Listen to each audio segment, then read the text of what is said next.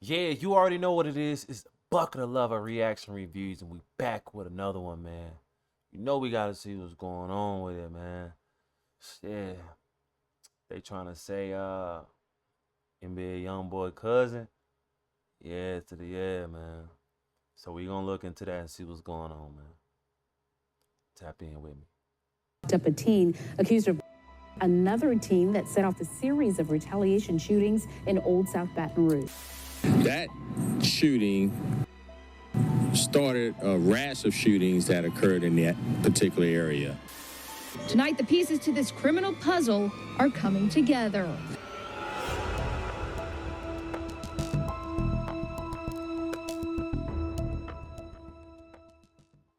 On the evening of November 1st, 2016, Keandre Ricks, known in Baton Rouge by a street and rap name, BBG Boozilla, was back in his neighborhood.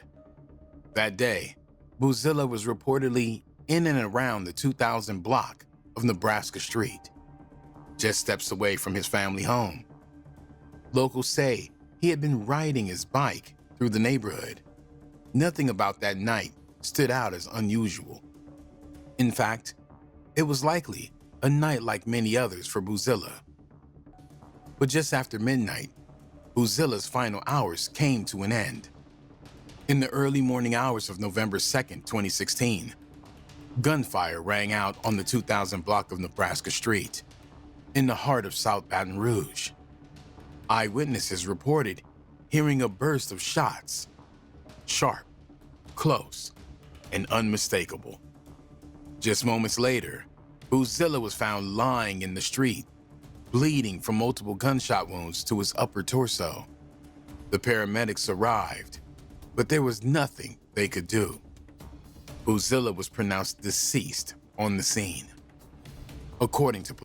And a lot of times, man, the ambulance ain't even showing up on time, and they taking extra long. You see what I'm saying? Like, it's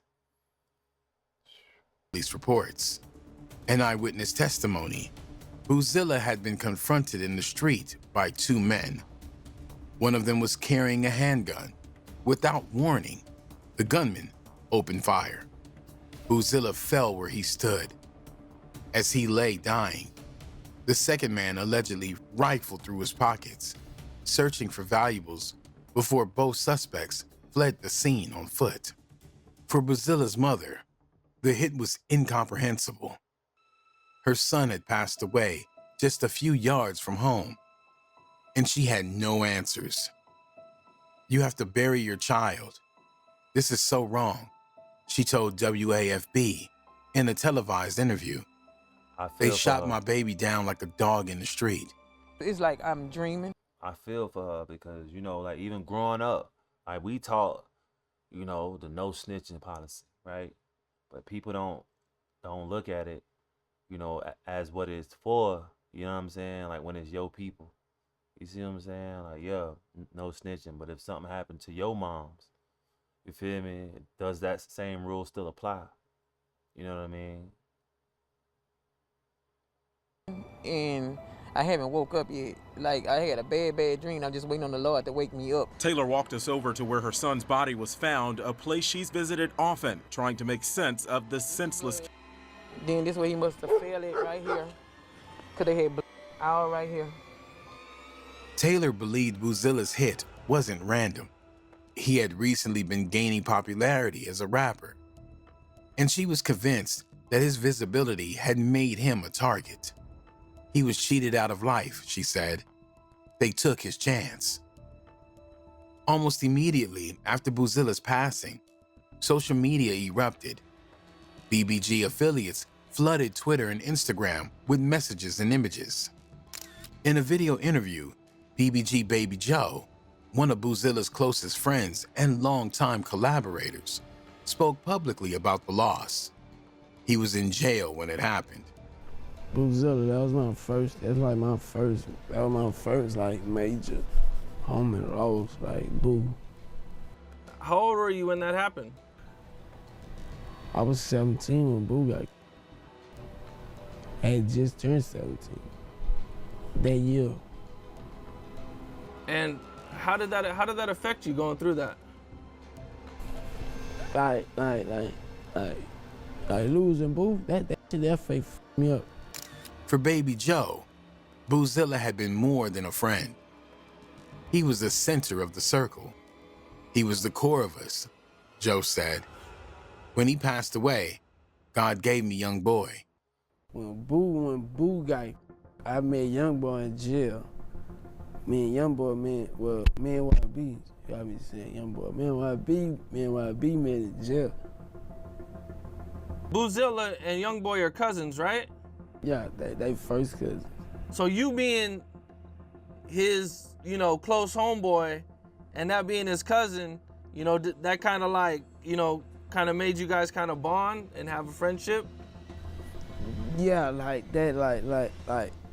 NBA YoungBoy, though not publicly vocal at the time, would later reflect on the loss in his music.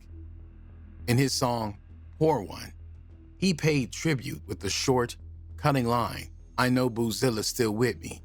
Among the musical tributes to Boozilla, BBG Baby Joe released a dedicated track called Boozilla Day. BBG Boozilla wasn't a household name in rap, but in Baton Rouge, his name carried weight. He was young when he passed away, but his legacy was already taking shape. Boozilla had been recording music, releasing tracks on YouTube and SoundCloud, and building a reputation for hard lyrics and street loyalty. But Boozilla was more than a street rapper. He was a cousin of NBA YoungBoy and grew up closely tied to the Bottom Boy guerrilla movement. The BBG, what does that actually stand for? BBG stands for Bottom Boy Gorilla.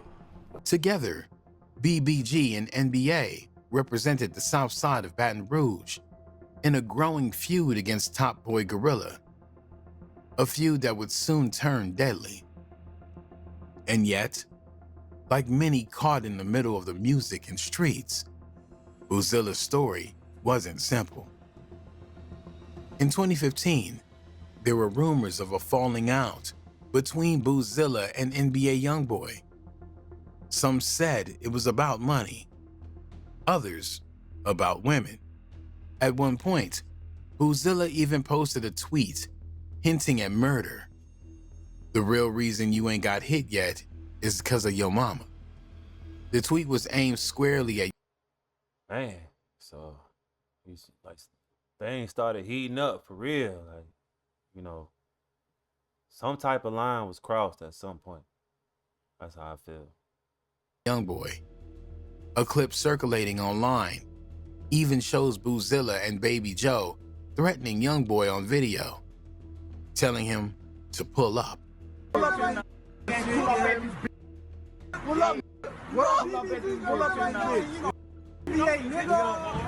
Things got so tense that YoungBoy allegedly sought protection from TBG and G Money, who later referenced this in a diss track. "Had me looking for your cousin. He wanted to hit you." That cousin was Boozilla. But time passed. The beef cooled, and by early 2016, they had reconciled. Boozilla tweeted, "Play with NBA or BBG, you must be snorting dope," and began repping NBA alongside BBG. He took on the nickname NBA Boozy. The message was clear. He and YoungBoy were back on the same side. Together, they were ready to go to war with anyone who crossed them. The streets of Baton Rouge were already buzzing before Boozilla's body hit the pavement. But in the hours and days that followed, the speculation exploded. Everyone had a theory. Some pointed at rivals.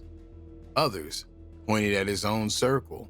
In a city divided between BBG and TBG, the list of people who might have wanted Boozilla deceased wasn't short.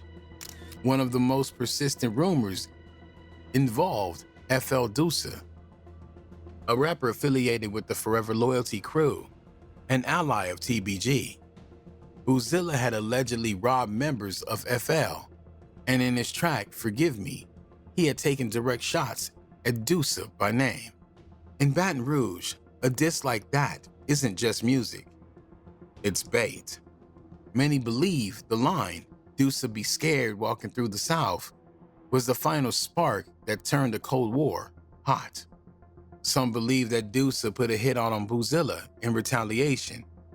While no formal charges ever connected Deuce to the hit, street rumors persist to this day that his name was floated behind the scenes, especially in connection to FL members who had been shot at earlier that year by BBG affiliates, allegedly including Boozilla. There were those who claimed that a man named G Money was involved, but others disagree due to evidence that G Money and other members of TBG had been hanging with the BBGs before Boozilla was hit. Some briefly entertained the idea that the beef between Boozilla and NBA YoungBoy hadn't been squashed, but YoungBoy's alliances would soon be made clear through street retaliations. Barely 8 hours after the hit, gunshots rang out again in Old South Baton Rouge. This time, the location had changed, but the intent hadn't. Police were called to Kentucky Street, less than a mile from where Boozilla had been hit, after a car rolled up on a house and opened fire on several people standing outside. According to investigators, the shooters were NBA YoungBoy and several of his closest allies, including NBA Big B. Witnesses said they saw two men jump out of the vehicle and begin shooting. In the chaos, one of their own passengers was hit in the neck by return fire. The car fled the scene, but it didn't get far. A flat tire forced them to crash near the LSU lakes. The gunman scattered. The passenger was later hospitalized, but survived. Police quickly tied the shooting to the hit of Boozilla earlier that morning. They weren't guessing. They were certain. Detectives told the press that this was part of a chain reaction of retaliations, and they believed more arrests were coming. A few weeks later, NBA YoungBoy was arrested and charged with 2 counts of attempted first-degree hit for the Kentucky Street shooting. Police have made a second arrest now in a string of shootings that erupted in Old South Baton Rouge last month. 18-year-old rapper Kentrell Gaulden, better known by his stage name NBA YoungBoy, is behind bars tonight after being taken into custody by federal authorities before a concert in Austin, Texas. Eventually, he'd take a plea deal, pleading guilty to aggravated assault with a firearm and receiving a 10-year suspended sentence with 3 years of probation. No prison time. But it was a close call, and YoungBoy wasn't the only one moving that day. The very next morning, on November 3rd, the same block where Boozilla passed away was turned into a war zone. Around 9:50 a.m., a man sitting on the porch around 1900 Nebraska Street saw 2 men jump out of a car and fire more than 30 rounds into the home. The same street, the same energy. 37 bullets tore through the house and a parked car. Miraculously, no one was hit, but the message was loud. Police arrested the getaway driver, Derek Goosey, later that evening. Witnesses had identified him in a photo lineup. He was charged with attempted second-degree hit, along with multiple other charges. According to the police report, Goosey drove by the house 3 times. On the 3rd pass, his passenger jumped out and opened fire. The shooting led to a rash of gunfire in Old South Baton Rouge in the days that followed. Last month, police arrested 20-year-old Derek Geis in connection to a separate shooting on Nebraska. And tonight, police say they've arrested 17-year-old Kentrell Gaulden, a rapper known by his stage name NBA YoungBoy, in connection to a drive-by shooting on Kentucky Street. Detectives believe those shootings may have been in retaliation to Rick's and say more arrests are possible as they continue to investigate. In the days that followed, the streets felt different. Gunfire had already broken out on Kentucky Street within hours of the hit, and another barrage followed on Nebraska Street the next morning. Residents began to speak out, not just about the retaliatory shooting, but about the fear. People were living in a state of panic. Baton Rouge police are investigating the third shooting in 2 days near Nebraska Street.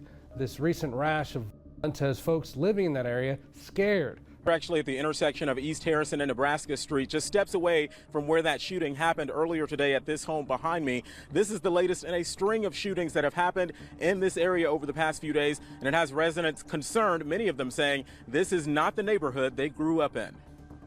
One woman told WAFB, "This street ain't never been like this. We're living in danger." Residents say enough is enough after shots rang out for the third time in 2 days near Nebraska Street in Baton Rouge. We living in danger. This street ain't never been like this. Now these days, the parents need to learn their children how to love one another and value life. So many children are being taken away from their family members, and I feel like that's sad. This is the latest in a rash of recent shootings in the area over the past few days, including one that left an 18-year-old. Schools in the area were placed on lockdown. Patrols increased, but it wasn't enough to stop the momentum. The streets had their own theories, and the retaliations had already begun. Law enforcement had no one officially in custody for the hit of Keandre Ricks. Not right away, but behind the scenes, detectives were building their case. On March 28, 2017, nearly 5 months after Boozilla was shot down on Nebraska Street, Baton Rouge police arrested their first suspect, Tashawn Coates. Coates is back in police custody. He's accused of shooting and killing a teen on Nebraska Street late last year. And one thing you gotta know, two things for sure. It's way too much technology out here. There's cameras everywhere. It's cameras everywhere nowadays. So it's hard to get away with anything. So just a heads up, for you knuckleheads out there. According to investigators, Coates was the shooter, the one who pulled the trigger and fired multiple rounds into Boozilla's chest. He was charged with second-degree hit. Coates wasn't unknown to the police. Months earlier, in July 2016, he had been arrested for allegedly possessing stolen firearms taken during a pawn shop burglary. Part of what police believed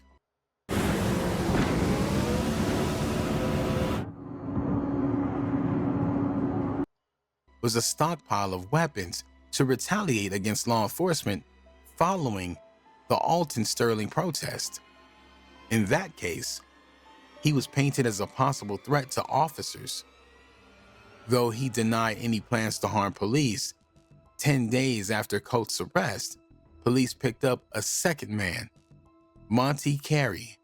The second man is behind bars for a 2016 murder that led to a series of what police said were retaliation shootings. 18-year-old Keandre Ricks was shot and killed at a home on Nebraska Street last November. Later that day, a second man was found shot in the neck. This week, police arrested and charged 27-year-old Monte Carey for second-degree murder. He joined 18-year-old Tashawn Coates, who was arrested on the same charge last week. Police believe the two men confronted the victim last year and allegedly shot him before running off. Carey is being held on a $300,000 bond. Witnesses claim Carey was at the scene the night Boozilla was hit, not as a shooter, but as the one who rifled through Boozilla's pockets while he lay dying in the street. He was also charged with second-degree hit, as Louisiana law allows for accomplices to face equal charges in a homicide. According to the police report, Carey and Coates had allegedly planned the hit together. But even with two arrests, the case began to unravel. On July 12, 2017, a grand jury declined to indict either man. The case was pre-termitted, meaning the jury didn't find enough evidence to issue an indictment, but they also didn't clear the suspects. Prosecutors promised to keep working the case. We intend to take it back to the grand jury if we can find more witnesses or obtain more evidence, the district attorney's office stated. Yeah, you already know it's Buckitorloveit Reaction Reviews. Now it's another one, man. Y'all be safe. Keep your head on the swivel out there, man. Man, listen, do what you need to do once to become the better you. I ain't this bucket lover reactions. I'll be right back.